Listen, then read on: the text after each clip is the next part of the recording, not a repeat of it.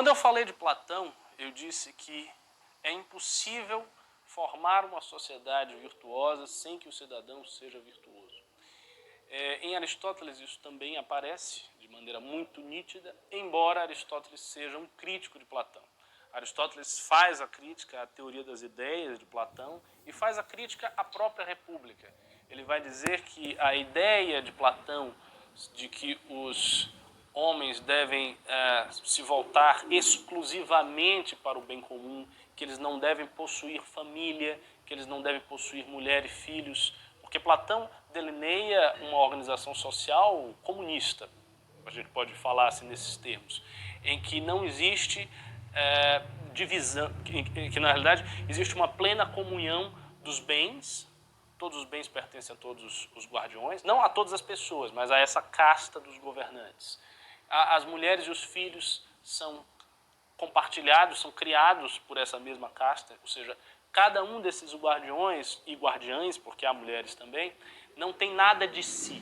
Então essa ideia de despojar o indivíduo de qualquer coisa, segundo Aristóteles, não é a melhor das ideias, porque há uma tendência intrínseca, muito poderosa do ser humano de se afeiçoar àquilo que de alguma maneira é seu. Então, para Aristóteles, se a sociedade fosse do jeito que Platão está delineando na República, ao invés dos guardiões se preocuparem com o bem comum, na realidade eles se tornariam negligentes, porque não possuindo nenhum vínculo pessoal, nem com a propriedade, nem com as pessoas, eles se tornariam, para Aristóteles, negligentes. Apesar dessa crítica, Aristóteles também concebe o vínculo íntimo entre virtude e política, entre virtude e sociedade. E assim ele diz no início da Ética a Nicômaco: dado que a felicidade é certa atividade da alma segundo perfeita virtude, deve-se investigar a virtude, pois assim, presumivelmente, teremos também uma melhor visão da felicidade. O verdadeiro estadista parece igualmente ocupar-se sobretudo dela, pois pretende tornar os cidadãos bons e obedientes às leis. O que ele está dizendo aqui? Ele está dizendo que o verdadeiro estadista deve se ocupar da virtude e da felicidade. Então, o vínculo entre ética e sociedade política está muito bem estabelecido.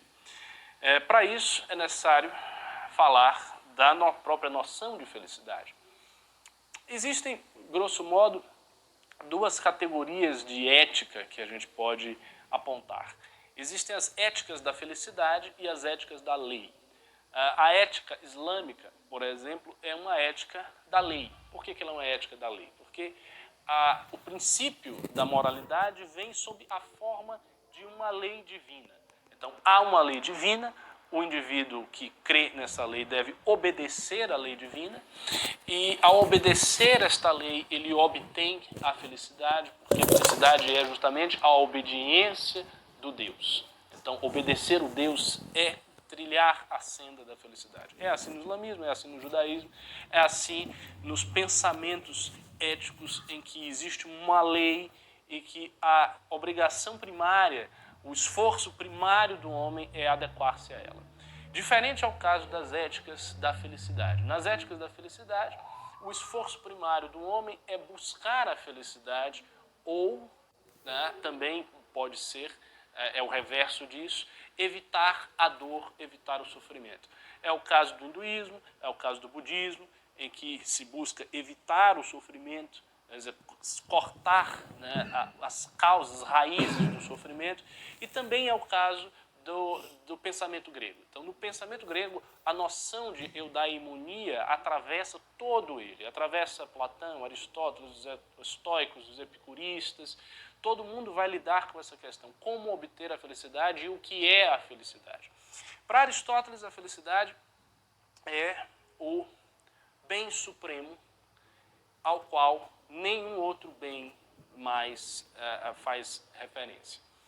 Então, por exemplo, se você quer obter riquezas, você quer se tornar uma pessoa rica, meu desejo é ser a pessoa mais rica possível. Ou você quer ter muitos namoradas ou namorados, você quer ser um grande pegador, ou você quer ser um intelectual. Sua aspiração, sua grande ambição é tornar-se um intelectual. E isso vai lhe fazer feliz. Ou você quer evoluir na sua profissão, você quer se tornar um mega profissional da área que você escolheu, tá? Você acha que isso vai lhe fazer feliz. Todos esses bens, todos esses objetivos são buscados em função do objetivo da felicidade.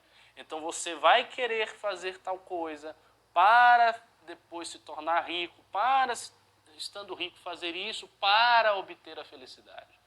Você vai querer fazer uma pós-graduação na sua área profissional para se qualificar, para se tornar um melhor profissional, para evoluir profissionalmente, porque ao evoluir profissionalmente você vai encontrar a felicidade. E assim por diante. Então, e claro, pode haver múltiplos objetivos. O indivíduo não precisa ter apenas um objetivo, ele pode ter vários objetivos. Todos esses objetivos, entretanto, tendem a um objetivo maior, que é a felicidade. Então, o que é a felicidade? A felicidade é o objetivo maior, a partir do qual não há outro objetivo. Então não há a felicidade para X. Não, a felicidade é o objeto que termina a busca. É aquilo que todos anseiam, todos aspiram. Todos os homens aspiram à felicidade. O ponto, então, não é discriminar quem aspira à felicidade ou quem não aspira, porque todos aspiram. O ponto da filosofia é mostrar o que é a verdadeira felicidade e como é possível que o homem aspire à felicidade em ilusão. Ou seja, como é possível que ele se imponha certos objetivos em busca da felicidade e esses objetivos sejam falsos. Eles não conduzam verdadeiramente a ela. Essa é a pergunta que Aristóteles vai fazer. E ele vai dizer que o vulgo, ou seja, os homens comuns, tendem a identificar a felicidade com a obtenção de prazer e riqueza. Então, ser rico e obter certos prazeres, geralmente prazeres sensíveis, sensórios, isso faria com que alguém obtivesse a felicidade. Para Aristóteles isso é um erro, primeiro porque esses prazeres eles são passageiros, eles não são permanentes, eles agitam a alma, vêm e vão, então há uma imensa oscilação entre eles, e a presença hoje do prazer, amanhã a sua falta é vista como uma tremenda carência. A riqueza, por sua vez, por si, exclusivamente, não é suficiente para obter felicidade, embora em Aristóteles ter uma certa riqueza seja algo que auxilie a obtenção, sim, da felicidade. E outros acreditam que a honra é algo que se pode ter como felicidade. Qual é o erro, segundo Aristóteles, do pensamento de que a honra é a felicidade? É que a honra é dada pelos outros. Então, a honra é algo que você não tem intrinsecamente, são os outros que dão a honra, é a opinião dos outros que dá a honra, e a opinião das pessoas pode ser, e frequentemente o é, completamente falsa. Então, você pode ter um indivíduo extraordinário que não receba nenhuma honraria em vida, e outro indivíduo que seja um vilão que acabe sendo honrado porque as pessoas estão iludidas a respeito das suas qualidades. Então, essas finalidades simples que o vulgo enxerga, para Aristóteles são falsas. Como descobrir a verdadeira felicidade? Como fazer isso? Aristóteles vai dizer que a alma humana tem 3 partes. Não entendam aí partes como se fosse um pedaço, né? Tipo, a minha mão tem 5 dedos, mas são pedaços da minha mão. Não é um pedaço da alma, a alma não é um objeto que você pode dizer, tem um pedaço aqui, tem um pedaço acolá. Não é isso. São aspectos, digamos assim. Quais são esses aspectos? O primeiro aspecto vegetativo, o segundo apetitivo e o terceiro racional. O aspecto vegetativo diz respeito a tudo aquilo que nos leva à nutrição, à manutenção das nossas funções vitais, à manutenção dos nossos órgãos. Então, o batimento cardíaco, o fato de você ter sede, aliás, eu estou com sede agora, o fato de você ter sede, o fato de você ter fome, você comer, você fazer as coisas que lhe mantêm vivo. Essa é a parte nutritiva da alma. Há uma energia interna no nosso organismo que se dirige a isto. A outra parte, o aspecto da alma, é o apetitivo. São os desejos, os sentimentos, que é uma coisa que a gente claramente tem, né? Então, esses desejos não nutritivos, o medo,